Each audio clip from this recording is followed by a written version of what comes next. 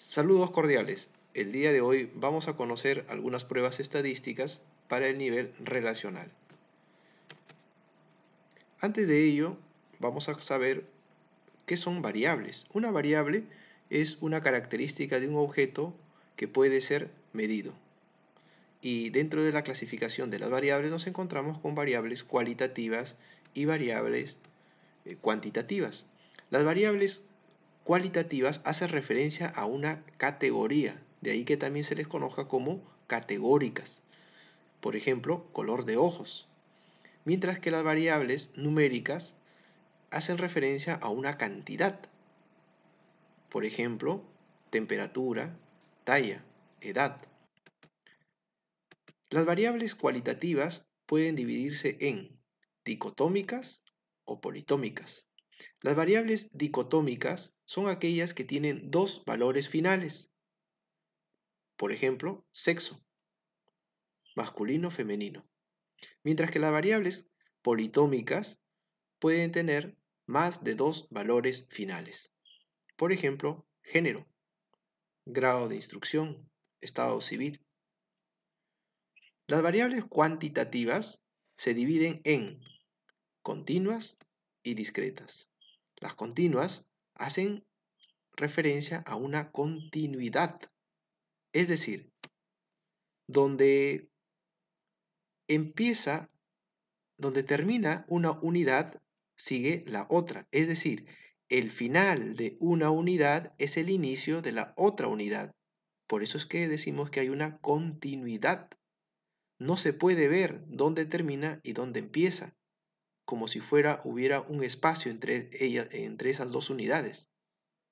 En cambio, las variables discretas sí tienen una separación, hay una discontinuidad. Una unidad está separada de la otra. Por ejemplo, número de carpetas, número de sillas, etc. La talla es un ejemplo de una variable continua. La edad también. Por ejemplo, cuando tenemos 10 años y vamos a cumplir 11, justo donde termina los 10 años empiezan los 11 años. No hay ningún espacio que divida una de otra unidad. Además de ello, es importante, para elegir una prueba estadística, es importante saber el nivel de investigación. Recordemos que nosotros contamos con una línea de investigación y esa línea de investigación pasa por cada uno de los niveles, como lo señala el doctor Supo. Además de ello, en el nivel relacional contamos con dos variables, la variable de supervisión y la variable de asociación. La variable de supervisión es la variable principal, es la variable de estudio, y la variable de asociación es la variable, podríamos decir, secundaria, con la que vamos a relacionarla. De ahí que el análisis estadístico en este nivel de investigación es un análisis bivariado. Ahora sí, dicho lo anteriormente, podemos mirar esta tabla que nos presenta el doctor Supo. Si tuviéramos una variable categórica y una variable categórica, una variable categórica puede ser para nuestra variable de supervisión y una variable categórica para la variable de asociación. Recuerden que estamos analizando siempre dos variables y siempre analizamos con la variable de supervisión, con nuestra variable de estudio. El análisis bivariado siempre tiene que ser con la variable de estudio. Y cuando ambas variables son categóricas, la prueba estadística, de manera general, que podemos decirlo, podemos utilizar un chi cuadrado. Y si una variable es categórica y la otra numérica, la variable que podemos utilizar es una t de student. Si la variable fuera una variable numérica y la otra categórica, utilizamos también una t de student. Y si ambas variables son numéricas, entonces utilizaríamos la correlación de Pearson.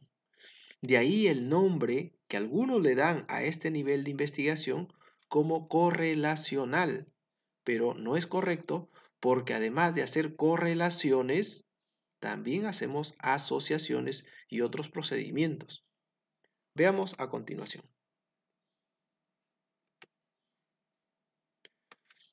Antes de seguir analizando las pruebas estadísticas, tenemos que conocer un poquito más sobre variables. Y las variables pueden ser aleatorias o fijas. Las variables aleatorias hacen referencia a el desconocimiento que tenemos sobre lo que vamos a obtener en el estudio. Es decir, no hemos estudiado todavía la variable. Es como una cita ciegas. No sabemos lo que va a pasar. Cuando evalúas autoestima, no sabes lo que vas a tener. Si la mayoría tendrá autoestima baja, alta, media, no lo sabes. No sabes si tu población tiene o no tiene depresión. Por eso le llamamos aleatoria. Mientras que una variable fija ya es conocido antes de estudiarla. Ya no hay sorpresa. Si fuera un regalo cerrado, sería una variable aleatoria, ¿verdad? Porque no sabes lo que hay dentro. Pero si está abierto, ya lo conoces. Por ejemplo, en una universidad tú puedes estudiar a los estudiantes de las diferentes facultades, porque tú ya sabes quiénes pertenecen a las diferentes facultades. Si tú fueras eh, médico, sabes y trabajas con pacientes con cáncer, sabes quiénes tienen cáncer, ¿verdad? Porque tú los conoces y entonces tú podrías estudiar algo en esas personas con cáncer, porque tú ya conoces esa condición de tu población. Entonces tenemos dos variables aleatorias y fijas. Ahora sí, vamos a utilizar todos esos conocimientos. Dijimos hace un instante que en la combinación de variables tenemos categóricas y numéricas, pero nos vamos a quedar en esta primera parte de nuestro conocimiento de pruebas estadísticas solamente con variables categóricas. Miren que es complejo el análisis y hay variedad de pruebas para cada caso. Pero veamos solamente para las variables categóricas. Tenemos una variable categórica que puede ser fija o puede ser aleatoria. Y la siguiente variable puede ser fija o aleatoria.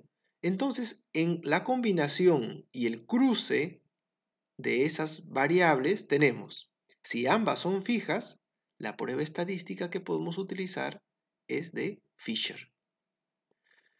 Si una es fija y la otra aleatoria, podemos utilizar el chi cuadrado de homogeneidad. Si una variable es fija y la otra aleatoria, podemos utilizar también el chi cuadrado de homogeneidad. Pero si ambas son aleatorias, entonces la prueba es el chi cuadrado de independencia. Regresamos a nuestros niveles de investigación. El doctor Supo ha logrado identificar que en cada uno de los niveles de investigación hay como subniveles que se relacionan con nuestros objetivos de estudio. Y en el nivel relacional tenemos comparar, asociar y medir la fuerza de asociación. Veamos a continuación. Por ejemplo, si nosotros tenemos una variable fija y la siguiente es aleatoria, nuestra pretensión es comparar. Y aquí se podría encontrar un diseño de investigación clásico que es el diseño de cortes, en donde contamos con una variable fija y una variable aleatoria, en donde la variable fija sería el grupo de expuestos y tenemos que hacer un seguimiento para ver cómo va apareciendo el fenómeno que quisiéramos estudiar. Por ejemplo, si nosotros presumimos que la pobreza es una condición que podría favorecer la aparición de violencia en los hogares, y entonces tenemos un grupo de parejas jóvenes de repente y queremos ver en el tiempo cómo va apareciendo la violencia y hacemos una primera evaluación, una segunda, podría haber una tercera y así sucesivamente para ver cómo aparece la violencia. Y entonces tenemos dos grupos de parejas pobres, y la idea es que el siguiente grupo también reúna características lo más similares o iguales posibles. Posibles, hemos dicho, pero no siempre se puede lograr esa equidad. Pero entonces la única diferencia es la exposición, que ellos son pobres y ellos no son pobres. Después, las edades, estado de repente cultural, etcétera, etcétera, tienen que ser lo más similares posibles. Y lo que nos interesa a nosotros es mirar al final esas cantidades, cómo varían. Y lo esperado es que los pobres presenten mayor violencia que las personas no pobres. Y si nuestra variable fuera aleatoria y la otra fija, nuestra pretensión también es comparar. Fíjense, igual que en el caso anterior, en ambos casos vamos a comparar, pero también podríamos hablar de un diseño de casos y controles. Esto es un diseño clásico y que es propio del nivel relacional. Pero en el caso del diseño de cortes, que es un diseño que es muy interesante y muy deseado realizar, pero no siempre es factible. Por ello podemos utilizar un diseño de casos y controles. Y en ese diseño, que ya que nos interesa el nivel socioeconómico, vamos a agrupar, porque yo ya sé quiénes pertenecen a una familia funcional o disfuncional. Yo ya he hecho un estudio y tengo agrupado, tengo un grupo de personas que son familias o parejas disfuncionales.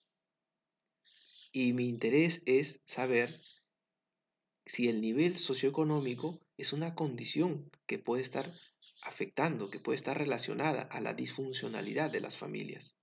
Y entonces tengo dos grupos, ¿sí? Una familia disfuncional y una familia funcional. Voy a medir su nivel socioeconómico o simplemente indago su nivel socioeconómico y me doy cuenta de cuánta disfuncionalidad hay, ¿no? Con un nivel socioeconómico bajo y otro grupo que podría haber más categorías, ¿ah? Solamente he puesto dos aquí para un ejemplo, pero podría haber bajo, medio, alto. Normalmente las agrupaciones, las formaciones de los grupos lo hacemos con la variable principal de estudio y en este caso es la funcionalidad familiar. Pero recuerden que estos son solamente diseños preestablecidos, clásicos, y nosotros podemos adecuarlos, podemos cambiarlos, hacerlos pequeñas modificaciones o hacer simplemente una modificación porque un diseño es la forma de cómo vamos a recoger la información y cada quien podría crear su propio diseño. Y también corresponde, ya dijimos, a un estudio en donde la pretensión es comparar. Voy a regresar a esta diapositiva porque también quisiera decir algo más. Podemos también nosotros agrupar eh, la comunicación familiar, la depresión, según sexo, y acá tengo un grupo de hombres y acá tengo un grupo de mujeres. También es posible. Fíjense, y esto iría en contra de lo que dijimos hace un instante, que la agrupación lo hacemos a partir de la variable principal, pero en este caso mi variable principal no es sexo. Y en el caso anterior, cuando señalamos, hablando de la disfuncionalidad y funcionalidad, los datos son retrospectivos. porque yo ya sé la disfuncionalidad, quiénes pertenecen a una familia disfuncional. Y voy a revisar sus fichas de cada una de las familias con las que yo he estado trabajando y voy a mirar cuál es su nivel socioeconómico. Y todo el recojo de datos es retrospectivo. Esto es algo frecuente en los estudios de casos y controles. Pero en este otro caso, no, porque mi variable fija es sexo y yo sé quiénes son hombres y quiénes son mujeres. Lo que no sé, lo que no sé es cuál es su comunicación familiar. Y en este caso, el recojo de los datos es prospectivo, son datos primarios. Fíjense que cada quien puede ir adecuando estos diseños.